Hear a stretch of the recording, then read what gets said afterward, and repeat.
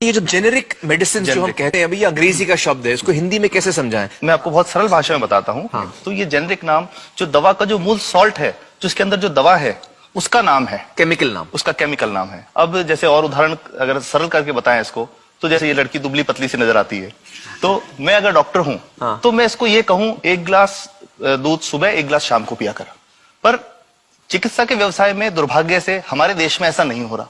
हम ये नहीं कहते कि आप भैंस का दूध लेके आइए, हम कहते हैं कि वो रामू की भैंस का दूध लेके आना। यही ब्रांडिंग है। ये जब उसकी दुकान पे जाती है, वो कहता है 500 रुपए लीटर है, लेना है कि नहीं लेना। तो जो 30 रुपए की चीज है वो 500 रुपए में मिलती है। तो अगर मैं डायबिटीज की दवा ले रहा हूं और अगर मैं ब्रांडेड दवा लेता हूं तो मुझे कितने की पड़ेगी? जैसे एक 117 रुपए में भी है, 117 रुपए में मिलती है। अब और अगर वही चीज हम उसके जेनेरिक मेडिसिन के नाम से लें तो वो कितने की बनती है? वो मात्र 1 रुपए 95 पैसे में 10 गोली मिलती है।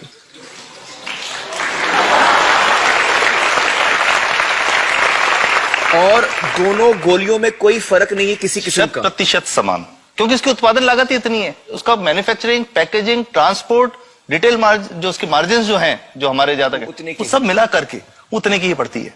कुछ कैंसर के मैं आपको उदाहरण दूंगा, उसमें एक ही दवा जो ब्लड कैंसर के काम में आती है, बाजार में 1.25 लाख रुपए का एक पैकेट मिलता है। 1.25 लाख का एक पैकेट जो 1 महीने चलता है। और जेनरिक में वही दवा जेनरिक में अलग अलग कंपनीज जो बनाती हैं, एक 10,200 में बेचती है, एक 8,800 में बेचती है और एक 6,500 में बेचती है। मतलब ये आपका ये कहना है कि आपके ये प्रयास से इतने कम में राजस्थान में पब्लिक को, आवाम को ये दवाएं पहुंचा रहे हैं आप इस वक्त? जी, क्या बात है। मेरा ये सवाल है कि डॉक्टर्स जो हैं वो हमारे पर्ची पर जेनेरिक नाम क्यों नहीं लिख के देते? क्यों लिखते हैं वो ब्रांडेड? जाने नहीं देंगे बाहर फिर? नहीं, सब जाने देंगे।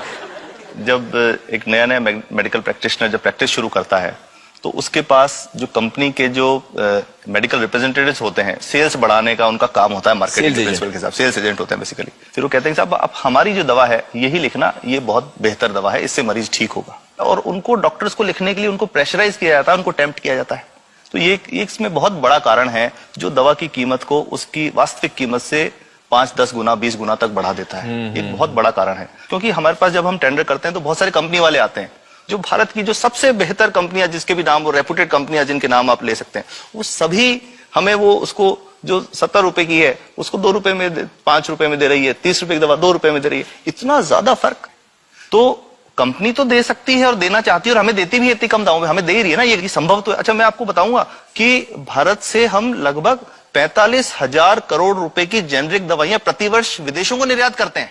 आप भेजते हैं दुनिया भर में जेनरिक, ये जो सस्ती दवाएं हैं आप विश्व भर में भेजते हैं? विश्व और हमारे लोगों को नहीं मिल रही। हमारे देश में महंगी है, हमारे देश में महंगी है। और अगर ऐसा है तो हमें कोई ईस्ट इंडिया कंपनी की जरूरत नहीं, हम वापस उसी दिशा में जा रहे हैं। आपने जब ये शुरू किया तो आपको कोई रेजिस्टेंस फेस करना पड़ा राजस्थान में? देखिए, जो प्रयास हम कर रहे हैं ये बेसिकली धारा के विपरीत बहने का एक प्रयास है जी। काफी थ्रेट्स भी हैं, क्योंकि इसमें माफियाज भी हैं, ड्रग माफियाज जो ऑपरेट करते हैं। और हम हमेशा ये बात कहते हैं कि हम 100 साल से भी पुरानी शोषण की व्यवस्था को बदलना चाहते हैं, पर हमने हमेशा डॉक्टर्स को दोषी नहीं माना। सारे डॉक्टर्स बुरे नहीं है। 50-60% तो जेन्युइनली वो चाहेंगे कि गरीबों को कम कीमत पे दवा मिल जाए, वो चाहेंगे। और आज भी ऐसे डॉक्टर्स हैं जो अपने घर से सैंपल्स ला करके अपने जेब से पैसे निकाल के मरीज का इलाज कराते हैं। ऐसे डॉक्टर्स आज भी हैं। बिल्कुल सही। तो मैं इनको एक उदाहरण भी बताता हूं कि कैसे हमारे जो काम वाली थी उसका बच्चा था छोटा, इंसिडेंटली हमको इस समय छुट्टी मनाने कोई बाहर गए। जब हम लौट के आए 10-12 दिन बाद, तो वो लक्ष्मी के साथ उसका छोटा जो बेटा था राजू, वो भी उसके साथ आता था जब, और मेरे बच्चों के साथ खेलता था, मेरे बेटे के साथ खेलता था। तो वो लक्ष्मी अकेली आई, राजू नहीं आया। तो हमने पूछा कि क्या हुआ, तो उसने जो बात बताई कि साहब वो उसको, आप गए थे, उल्टी दस्त हो गया था। उल्टी दस्त की बीमारी के लिए वो जब दवा लेने गई तो केमिस्ट ने उसको कहा कि इसकी तो 400 रुपए लगेंगे। तो उसने कहा साहब मैंने खूब मांगा, मेरे पास 400 रुपए मुझे नहीं थे, और मेरा बच्चा रात को ही उसको दस्त आते रहे, वो खत्म हो गया। और मैं आपको कहना चाहता हूं कि वो जो दवा लिखी थी कि वास्तव कीमत 1.5-2 रुपए ही है, तो वो बच्चे की जान बच सकती थी। 65 वर्ष के बाद भी अगर कोई बच्चा उल्टी दस्त से मर जाए तो मैं नहीं समझता इससे शर्मनाक बात कोई हम लोगों के लिए हो सकती है। और सबसे बड़ी बात कि इसे आसानी से बदला जा सकता है। हमें सबको एक समन्वित, एक संगठित प्रयास करने की जरूरत है। ये तो कुछ भी नहीं है, कोई नई फैक्ट्री खोली नहीं, कोई नई दवा नहीं बनानी, ये सब जो गलत चल रहा है इसको रोकना ही तो है। तो दोस्तों, डॉक्टर समित की बातों से हमें यह पता चला है कि दवाइयों का जो कॉस्ट होता है, जो उनको बनाने का खर्च होता है, वो बहुत ही कम होता है और हमें इन कम दामों में ये दवाइयां मिल सकती हैं अगर हमारी राज्य सरकार जेनेरिक मेडिसिन की दुकानें खोले, जैसे राजस्थान सरकार ने किया है और जिसके लिए हम उन्हें सलाम करते हैं। एक बात और, अगर आप एक एनजीओ हैं और आप जेनेरिक मेडिसिन की दुकान खोलना चाहते हैं तो department of chemicals and fertilizers आपको 50,000 रुपए की ग्रांट भी देता है।